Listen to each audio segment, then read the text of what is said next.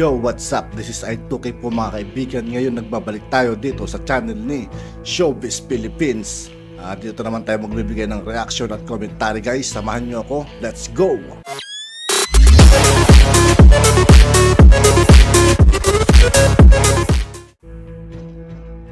Story ng magkakapatid na Success story ng magkakapatid na Marcos na sina Bongbong, Aimee, Irene at Amy.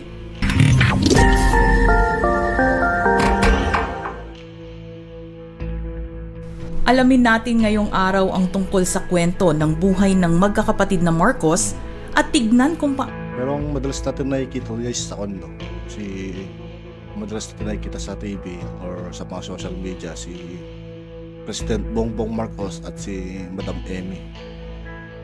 Ano sila Aimee. Tagumpay ngayon. Matagal nang kilala ang mga Marcos bilang isang political family. Naitatag nila ang kanilang mga sarili sa politika ng bansa na nagtatag ng political dynasty na nagmula sa halalan noong 1925 ni Mariano Marcos, ama ni Ferdinand Sr., sa Philippine House of Representatives bilang kongresista para sa ikalawang distrito ng Ilocos Norte noong 1931. Itinuring si Mariano na isa sa pinakamabisang tagapagsalita sa buong lalawigan noong panahon niya.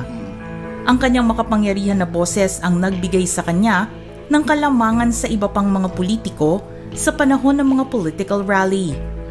Gwapo na yun pala, nakapo laki natin ng kabataan niya. Sa kanyang pagpanaw noong 1945, nagpakita ng interes sa politika ang kanyang panganay na si Apo Lakay yung kanto, yung tatay ni Apo Lakay, Ferdinand Marcos. Si Ferdinand, kaya naman ipinagpatuloy nito ang pagiging politiko sa loob ng 21 years bilang pangulo ng bansa. Dahil dito, namulat ang kanyang asawa at mga anak sa mundo ng politika. Kaya naman sumunod na rin sila sa yapak ni Ferdinand Sr. Naupo ang dating unang ginang Imelda Marcos bilang congresswoman ng unang distrito ng Leyte. Noong 1995 at noong 2010, ay naging kinatawan ito ng ikalawang distrito ng Ilocos Norte. Ang kanyang mga anak na sina Aimee at Ferdinand Jr. o mas kilala sa pangalang Bongbong ay nagpakita rin ng interes sa politika. At dahil nasa dugo na nila ang maglingkod sa bayan, alamin natin ang kwento sa likod ng tagumpay ng magkakapatid na Marcos. Aimee Marcos. Si Maria Imelda Josefa Remedios Romualdez Marcos ang panganay ng mag-asawang Ferdinand Sr. at Imelda. Lumaki si Aimee bilang isang bata sa palasyo ng Malacanang, opisyal na tirahan ng Pangulo. Siya ay 10 taong gulang nang matapos mahalal ang kanyang ama noong 1965. Sa isang panayam noon sa kanya, inamin niya na hindi siya komportable na manirahan sa palasyo dahil ito ay masyadong formal at maayos. Idinagdag din niya na ang lugar na yon ay hindi ang pinakaangkop na lugar upang palakihin ang isang bata, pero nagagandahan ito sa bahay. Siya ay hinirang na chairman ng kabataang barangay mula 1975 hanggang 1986 at naging assemblyman ng Batasang Pambansa para sa Ilocos Norte mula 1984 hanggang 1986. Mula 1979 hanggang 1986, naging consultant to the minister naman siya ng National Media Production Center sa Quezon City. Mula 1981 hanggang 1986, siya ay Director General ng Experimental Cinema of the Philippines. Grabe, ang dami ng experience sa pagiging politiko. Si Madam Aimee. O ECP, pagkatapos ng rekomendasyon ng kanyang mga magulang. Naglingkod siya bilang co-producer ng mga pelikulang The Boatman, Brutal at Scorpion Nights. Ngunit hindi nakalista ang kanyang pangalan bilang producer o co-producer ng iba pang ECP films. Mula 1975 hanggang 1986, ginawa ni Aimee ang mga palabas sa telebisyon na kulit-bulilit at kaluskos-musmos. Isa rin siyang consultant o manunulat ng Children's Television Workshop para sa Asia at New York. Si Aimee ay kolumnista ng Manila Bulletin, publisher ng Filipino Film Review, publisher at editor ng Kabataang Barangay Foundation, at special consultant to the chairperson of the board ng BBC2, RPN9 at IBC13. Siya rin ang producer ng Metro Magazine. Nagtrabaho rin siya bilang tagapayo sa Center for Legal Aid sa UP College of Law at consultant para sa corporate taxation para sa iba't ibang korporasyon ng real estate. 12 taon pagkatapos ng exile ng kanyang pamilya, bumalik si Aimee sa politika. Tumakbo siya bilang congresswoman ng 2nd District ng Ilocos Norte at nanalo. Siya ay nanungkulan noong 1998 at muling nahalal noong 2001 at 2004. Natapos ang kanyang huling termino noong 2007. Nagsilbi rin siya bilang gobernador ng Ilocos Norte mula 2010 at muling nahalal noong 2013, unopposed. Nakuha niya ang ikatlong magkasunod na pwesto at huling termino bilang gobernador noong 2016. Noong 2018, ipinahayag niya ang kanyang pagnanais na tumakbo bilang senador para ibalik ang mga Marcos sa palasyo ng Malacanang balang araw. Pagkatapos ng 2019 Philippine Senate election, pumwesto siya sa ika-9 at nanalo ng isa sa 12 pinagtatalunang pwesto sa Senado. June 2019, opisyal na naluklok si Aimee bilang senador at naghain na ng iba't ibang panukalang batas sa kanyang mga unang buwan kasama na ang sarili niyang bersyon ng SOGI Bill o ang Sexual Orientation o Gender Identity o Expression Bill na unang inihain ng kapwa-senador na si Risa Hontiveros. Buwan naman ng July, hinirang siya bilang chairperson ng Philippine Senate Cultural Communities Committee. Noong August naman, naghain si Aimee ng panukalang batas na magpapanagot din sa mga lalaki para sa adultery. Bongbong Marcos. Si Ferdinand Romualdez Marcos Jr. ang pangalawa at nag-iisang anak na lalaki na Ferdinand Sr. at Imelda. Noong kampanya ng kanyang ama noong 1965, ginampanan ni Bongbong ang kanyang sarili sa pelikula ng Sampaguita Pictures na iginuhit ng tadhana, The Ferdinand E. Marcos Story, isang biopic na pinaghihinalaang base sa paglalarawan ni Ferdinand Marcos sa nobelang For Every Tear a Victory.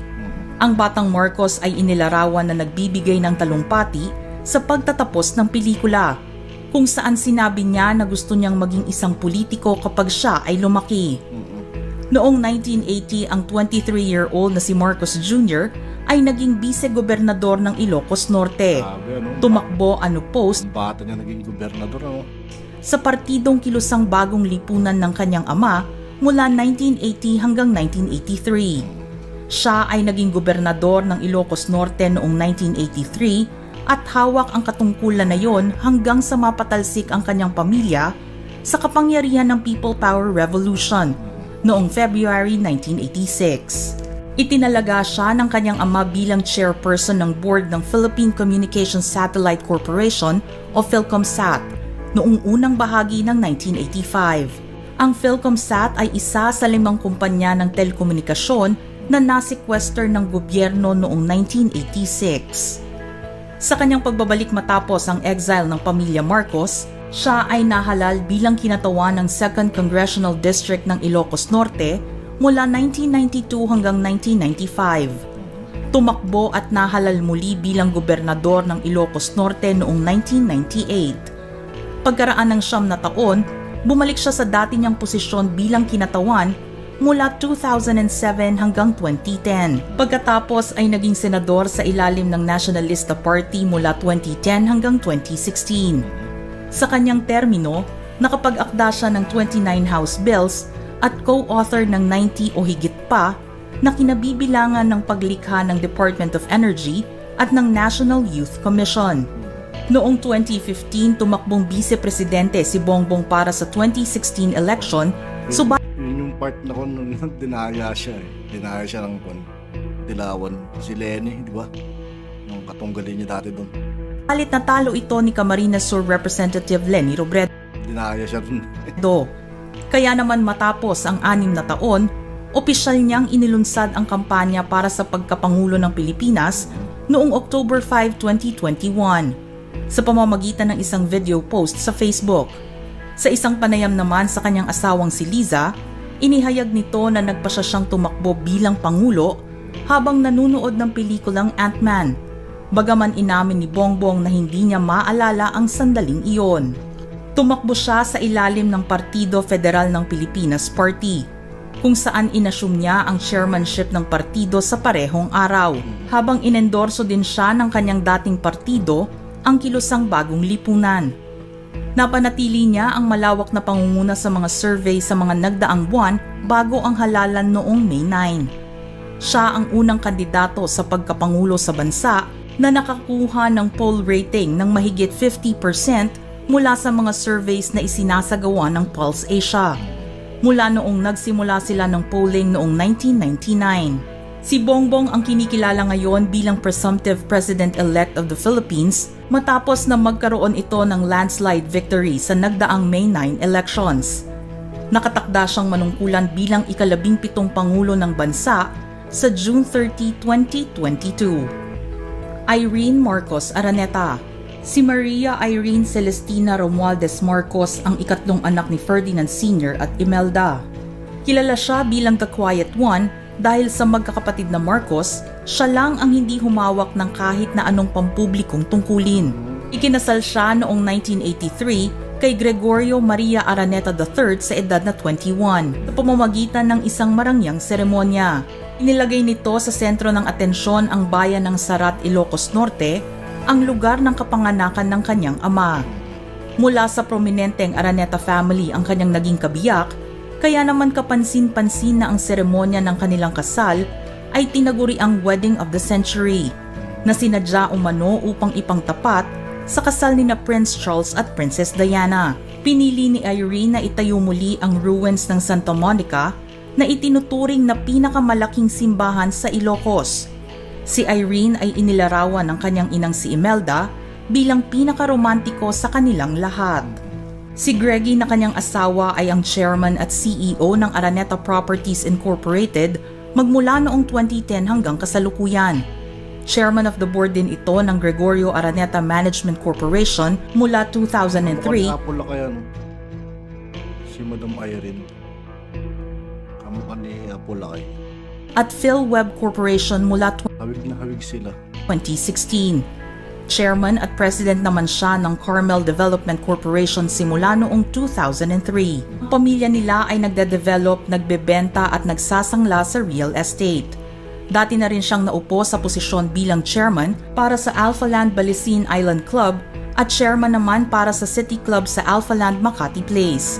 Ehong nakalista ang pangalan ni na Irene at Greggy bilang mga shareholders ng Orient Wind Development Limited mula pa noong 2002 na nakarehistro naman sa British Virgin Islands. Amy Marcos. Nakilala si Amy ng publiko bilang si Little Amy na adopted daughter ng mag-asawang Ferdinand Sr. at Imelda Marcos. Siya ang nag-iisang miyembro ng immediate Marcos family na menor de edad pa nang formal na alisin ang batas militar noong 1981 at nang ang mga Marcos ay i-exile sa Honolulu noong 1986. Lumayo din siya sa mundo ng politika at mas piniling gumawa ng sariling pangalan sa mundo ng musika noong siya ay nagdadalaga bilang drummer ng indie music band na The Dorks. Ang grupo ay Manila-based independent rock band. Kinuha nila ang mga elemento mula sa American indie rock, Britpop, punk, French pop at hip-hop at isinasama ang mga ito sa kanilang mga kanta. Kilala sila sa kanilang catchy pop tunes at lively performances. Marami na silang na-enjoy na media exposure sa TV, radio at print kahit wala pa silang nailalabas na album. Matagal nang nababalita na si Little Amy ang itinatagong anak ni Amy Marcos. Subalit nagkaroon ng kaliwanagan ang istoryang ito noong January 30, 2016 sa kasal ng GMA7 News reporter na si Oscar Oida at TV entertainment reporter na si MJ Marfori dahil naimbitahan ito bilang panauhin sa araw na iyon. October 2019 nang makita itong muli ng isang reporter sa burol naman ni Teresita Romualdez sa Santuario de San Antonio Forbes Park. Sa burol na iyon nalaman na ang tunay na ina ni Amy ay si Teresita, na siya ring ina ni MJ, kaya naman silang dalawa ay mag-half-sisters. Pamangkin ni former First Lady Imelda Marcos si Teresita. Anak ito ng kanyang kapatid na si Vicente Romualdez. Kaya naman simula nang isilang si Amy sa Amerika, si Imelda na ang nag-aruga at nagpalaki sa kanya. Hanggang sa ngayon, sina Imelda at Ferdinand ang kinikilala niyang magulang. And there you go mga ka-showbiz peeps, anong masasabi ninyo? Ganda naman nangyari sa buhay nila. No? Kaya na yung mga part ng mga martial yun lang talaga. Pero but deep inside, may mga future talaga sila. Ang ganda ng buhay ng mga kanyang buhay nila. Nyo sa ating istorya ngayon. Hindi sila tulad ng iba na pariwaragan. Just type in your thoughts in the comment section below. At yun nga po, dito po nagtatapos ang ating reaction video. Maraming salamat sa patuloy na pagsuporta. Muli ako po si I2K. Yeah, peace out.